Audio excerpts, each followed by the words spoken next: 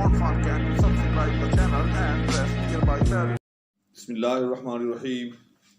السلام علیکم ورحمۃ اللہ وبرکاتہ. میں پروفیسر حافظ محبوب اسلامی گائیڈنس ود حافظ محبوب کے پلیٹ فارم سے آپ کے سامنے تفسیر القرآن کا سلسلہ لے کر ایک مرتبہ پھر حاضر ہوں. جیسے کہ اب آپ کو معلوم ہوگا کہ اس سے پچھلے تفصیلی لیکچر کے اندر ہم نے بنی اسرائیل کے گوشالہ پرستی سے متعلق واقعے کا ذکر کیا اور نیز کہ کس طرح سے جو ہے انہوں نے اصرار کیا طور پر جانے کا، اللہ کو دیکھ کر ایمان لانے کا، اور پھر کیسے جو ہے وہ ہلاک ہوئے اور پھر اللہ تعالیٰ نے دوبارہ جو ہے ان کو زندہ کیا. اس کے بعد ہم آگے بڑھتے ہیں. اعوذ باللہ من الشیطان الرجیم. بسم اللہ الرحمن الرحیم. وَظَلَّلْنَا عَلَيْكُمُ الْغَمَامَ، اور سایہ کیا ہم نے تم پر ابر کا. وَأَنزَلْنَا عَلَيْكُمُ الْمَنَّ وَالسَّلْوَىٰ، اور اتارا تم پر من اور سلوہ. کلوا من طیبات ما رزقناکم، کھاؤ پاکیزہ چیزیں جو ہم نے تم کو دیں. وما ظلمونا ولكن كانوا انفسهم يظلمون، اور انہوں نے ہمارا کچھ نقصان نہ کیا بلکہ اپنا ہی نقصان کرتے رہے. صدق اللہ مولانا العظیم والحمد للہ رب العالمین. ان دو آیات کے اندر جو ہے ایک مخصوص میدان کے اندر جو حالات و واقعات پیش آئے ان کا ذکر ہے. تو اس کا پس منظر کچھ یوں ہے کہ جب بنی اسرائیل بحر احمر سے فرعون کے ظلم سے نجات پا کر نکل آئے اور فرعونیوں کو وہاں غرق کر دیا گیا، اور اس کے بعد آپ نے دیکھا کہ ان کو تورات بھی عطا کی گئی. یہ جو واقعات اب تک ہوئے ہیں تو اللہ جل شانہ نے اب ان کو یہ حکم دیا کہ اب جا کر تم جو ہے ارض مقدسہ، جی ہاں ارض مقدسہ پر جو ہے وہ جہاد کرو. اور اس وقت وہ ارض مقدسہ جو ہے وہ دشمن کے قبضے میں تھی اور اس کو ان سے واگزار کراؤ. چنانچہ اس کا جو مفصل بیان ہے یاد رکھیے گا ارض مقدسہ کا اور اس کے جہاد کا، اور اس حوالے سے ایک پورا واقعہ ہے. یہ انشاءاللہ تعالیٰ سورہ مائدہ میں جو ہے اپنے مقام پر بہت تفصیل سے ذکر کیا جائے گا. وہ خاصا طویل واقعہ ہے، اور انشاءاللہ تعالیٰ جب سورہ مائدہ تک ہم پہنچیں گے تو وہیں اس کا جو ہے تفصیل سے ذکر کریں گے. اجمالی طور پر آپ کو بتا رہا ہوں کہ اللہ جل شانہ نے ان کو کہا کہ تم جا کر ارض مقدسہ پر جو ہے وہ جہاد کرو. اور اجمالی طور پر آپ اتنا سمجھ لیں کہ ارض مقدسہ سے مراد یہ موجودہ فلسطین، جی یا بیت المقدس آپ اس کو کہہ سکتے ہیں. تو وہاں جا کر جہاد کریں. لیکن انہوں نے جو ہے وہاں جانے سے انکار کر دیا. اور کیوں انکار کیا اس کا ذکر بھی انشاءاللہ تعالیٰ اپنے مقام پر آئے گا. تو وہ چاہتے تھے کہ دوبارہ جو ہے ہم مصر میں جو ہے وہ چلے جائیں، چونکہ ظاہر ہے فرعونی تو غرق ہو گئے تھے اور اب ظاہر ہے مصر کے وہی مالک تھے. تو وہ چاہتے تھے کہ ہم دوبارہ جو ہے مصر میں چلے جائیں اور وہاں جا کر جو ہے وہ آرام سے رہیں. اور یہاں ان سے ایک جو ہے انتہائی گستاخانہ جو ہے وہ کلمہ جو ہے وہ سرزد ہوا. اس کا ذکر بھی جو ہے انشاءاللہ جو ہے وہ سورہ مائدہ میں آئے گا. اصل میں یہ سارا واقعہ جو ہے یہ سورہ مائدہ میں بہت تفصیل کے ساتھ ہے. یہاں جو ہے اس کا تھوڑا سا یوں سمجھ لیں کہ اس کے بعد جو حالات و واقعات پیش آئے اس میدان میں اور اس جنگل میں جہاں وہ رہے اس کا جہاں جو ہے کچھ تذکرہ تو، لیکن چونکہ اس کا تذکرہ آ گیا ہے تو آپ کو سمجھانے کے لیے اس کا جو ہے حوالہ جو ہے جہاں اس کا مفصل واقعہ ہے اس کا وہ آپ کو حوالہ دینا جو ہے وہ ضروری ہے. تو بہرحال یہ بجائے لوگ کہ یہ ارض مقدسہ کی طرف یا فلسطین یا بیت المقدس کی طرف جو ہے وہ بڑھتے اور جا کر جہاد کرتے، ان لوگوں نے جو ہے وہ مصر کی طرف لوٹنا چاہا تاکہ چونکہ فرعونی غرق ہو چکے تھے اب یہ مصر کے جو ہے وہ مالک ہو چکے تھے، وہاں آرام سے رہیں. اور انہوں نے جیسے میں نے کہا کہ موسیٰ علیہ الصلوۃ والسلام کی یہ جو دعوت تھی، دعوت جہاد، اس کا جواب جو ہے ایک انتہائی گستاخانہ کلمے کے ساتھ دیا کہ فَاذْهَبْ أَنْتَ وَرَبُّكَ فَقَاتِلَا إِنَّا هَاهُنَا قَاعِدُونَ. اور اس کا ترجمہ ہے فَاذْهَبْ أَنْتَ وَرَبُّكَ فَقَاتِلَا، کہ اے موسیٰ تو جا اور تیرا رب، تم دونوں جا کر جہاد کرو. اِنَّا هَاهُنَا قَاعِدُونَ، ہم تو یہ بیٹھے ہیں.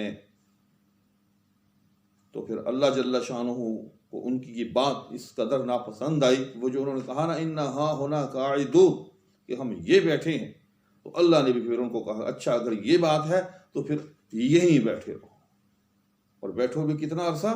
40 سال۔ اس کا تذکرہ بھی سورہ مائدہ میں ہے کہ اللہ نے کہا کہ فَإِنَّا مُحَرَّمَةٌ عَلَيْهِمْ 40 سنة يَتِيهُونَ فِي الْأَرْضِ، فرمایا کہ اب یہ 40 سال تک جو ہے اسی جگہ بیٹھے رہیں گے، یہیں پھرتے رہیں گے، یہیں حیران و سرگرداں پھرتے رہیں گے، 40 سال تک اس میدان سے یہ نکل نہیں سکے۔ جی ہاں، دیکھیں یہ بھی بہت بڑا معجزہ ہے، اس کا ذکر بھی انشاءاللہ اپنے مقام پر اور تفصیل کے ساتھ آئے گا۔ فی الحال آپ اتنا سمجھ لیں کہ کسی کو پابند کرنے کے لیے ہمارے پاس جو ایک ذریعہ ہوتا ہے وہ جیل ہی ہوتی ہے، دیواریں ہوں اور جیل ہو، کمرے ہوں، ان میں اس کو بند کیا جائے، یا جس کو وہ کالے پانی ہم عرف میں کہا کرتے ہیں، یعنی کسی بہت دور دراز جزیرے کے اندر جو ہے کسی کو جو ہے وہ پھینک دیا جائے، تو ظاہر ہے وہاں جزیرے سے انسان جو ہے وہ کیسے نکلے گا۔ لیکن یہ دیکھیں اللہ تعالیٰ کی شان کہ 40 سال تک ایک کھلا میدان ہے جس کے ارد گرد جو ہے کوئی دیوار نہیں ہے، اور وہ کوئی ایسا جزیرہ نہیں ہے، اور اس کی کوئی اتنی لمبی چوڑی جو ہے وہ مسافت نہیں ہے۔ تاریخ کے اندر اس کے لیے علماء تاریخ نے لکھا ہے کہ اس کا طول 90 اور 27 مائل، یعنی 90 میل لمبا اور 27 میل جو ہے وہ تقریباً چوڑا، یہ اتنا میدان تھا۔ بلکہ بعض نے تو اس سے بھی جو ہے اس کو کم لکھا ہے، اس کا 1/3 جو ہے وہ لکھا ہے۔ تو یہ تھوڑی سی جگہ ہے، کوئی زیادہ جگہ نہیں ہے، ہمارے آج کل کے حساب کے مطابق یہ سمجھ لیں کہ ایک آدھ ضلع کا علاقہ ہے۔ تو اس کے اندر یہ 40 سال تک جو ہے اللہ نے ان کو مقید کر دیا۔ جی ہاں، کہ پوری کوشش کرتے تھے کہ کسی طرح سے جو ہے ہم مصر کی طرف جو ہے وہ نکل جائیں، لیکن اللہ تعالیٰ نے ان کی آنکھوں پر ایسے پردے ڈالے کہ ان کو وہاں سے نکلنے کا راستہ نہ ملا۔ جی ہاں، یہ اتنا بڑا معجزہ ہے کہ 40 سال تک یہ اسی میدان کے اندر جو ہے وہ پھرتے رہے۔ تفاسیر میں لکھا ہے کہ بہت کوشش کی انہوں نے کہ وہاں سے جو ہے کہیں نکلنے کا راستہ مل جائے، لیکن اللہ کی طرف سے ان کی آنکھیں جو ہیں ایسی بند کر دی گئی، ان پر ایسا پردہ ڈال دیا گیا کہ یہ 40 سال تک جو ہے وہاں سے نہ نکل سکے۔ چنانچہ پھر اللہ جل شانہ نے اس میدان کے اندر ان پر اپنے انعامات کی بھی جو ہے وہ عجیب و غریب بارشیں کی، ٹھیک؟ تو انہی بارشوں کا ان آیات کے اندر جو ہے وہ تذکرہ ہے جو ابھی ہم پڑھی ہے کہ جب دھوپ کی شکایت کی تو اللہ تعالیٰ نے ان کے سروں پر جو ہے وہ بادل جو ہے وہ سایہ فگن کر دیا۔ اسی طرح سے جب خوراک کی، کھانے پینے کے لیے چیزوں کی جو ہے وہ طلب کی تو اللہ تعالیٰ نے من اور سلوہ جو ہے ان پر آسمان سے جو ہے وہ نازل کر دیا۔ من کے بارے میں کہتے ہیں کہ یہ ایک طرح کی اوس نما چیز، یا آج کل کی زبان میں اب سمجھنے کے لیے ہم اس کو جیسے برف باری کے وہ گولے سے اترتے ہیں تو وہ نازل ہوتے تھے آسمان سے، اور ان کے ارد گرد جہاں ان کے خیمے تھے وہاں وہ جمع ہو جاتی تھی وہ چیز، اور اس کو وہاں سے اٹھا کر کھا لیتے تھے، ٹھیک۔ اور سلوہ کے بارے میں لکھا ہے علماء نے کہ یہ ایک مانوس قسم کے پرندے، اس لیے ان کا ترجمہ بعض تفاسیر میں اور بعض تراجم میں آپ نے دیکھا ہوگا کہ بٹیروں سے کیا گیا ہے، کیونکہ بٹیرا جو ہوتا ہے یا بٹیر جو ہوتی ہے پرندہ، سبھی لوگ اس کو جانتے ہیں، تو وہ بڑا چھوٹا سا ہوتا ہے اور وہ زیادہ اڑ نہیں سکتا، ٹھیک، اور بڑی آسانی سے جو ہے اس کو شکاری پکڑ لیتے ہیں۔ تو اللہ تعالیٰ نے ان کے لیے جو ہے وہ اس قسم کے جو پرندے جن کو سلوہ کہا ہے قرآن کی زبان میں، تو وہ اللہ تعالیٰ نے جو ہے اس کے غول جو ہے وہ بھیج دیے، جو ان کے خیموں کے ارد گرد ہر وقت جو ہے وہ پھرتے رہتے تھے، اور ان کا جب دل چاہتا تھا ان کو پکڑ کر جو ہے وہ ذبح کر کے کھا لیتے تھے۔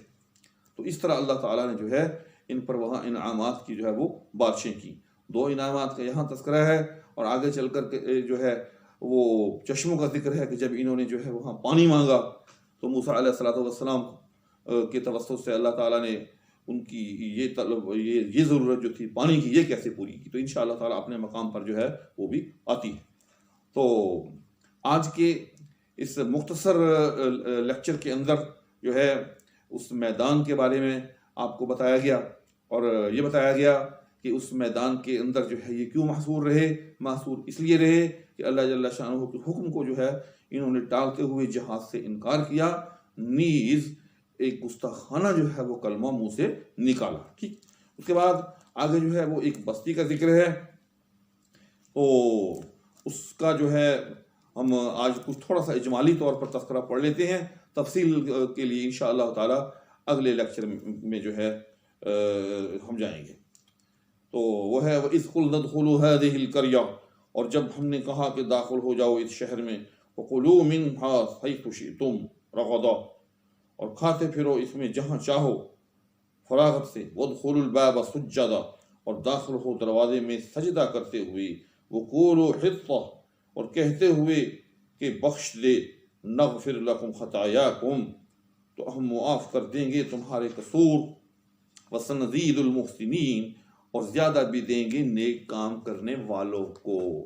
جی ہاں، اصل میں یاد رکھیے گا کہ یہاں کی جتنے واقعات ہیں یہ کوئی جس طرح سے ہم لوگ کہانی کے اندر 1 2 3 کر کے سٹیپ بائی سٹیپ چیزیں بیان کرتے ہیں، ایسے نہیں ہیں، بلکہ یہ مختلف جو جزیات بیان کی گئی ہیں، یہ یوں سمجھ لیں کہ یہ اپنے اپنے مقام پر جہاں ضرورت تھی جس چیز کی وہاں بیان کی گئی. تو میں آپ کو ساتھ ساتھ جو ہے وہ حوالہ دیتا چلا جاؤں گا. تو جیسے میں نے ابھی کہا کہ اس میدان کے اندر اللہ تعالیٰ نے جب ان پر جو ہے دھوپ پڑی تو اللہ نے ان پر بادل سایہ فکن کر دیا، جب ان کو بھوک لگی تو اللہ تعالیٰ نے جو ہے وہ من و سلوہ جو ہے ان پر نازل کر دیا، تو اس سے جو ہے یہ مزے لے لے کے کھاتے رہے.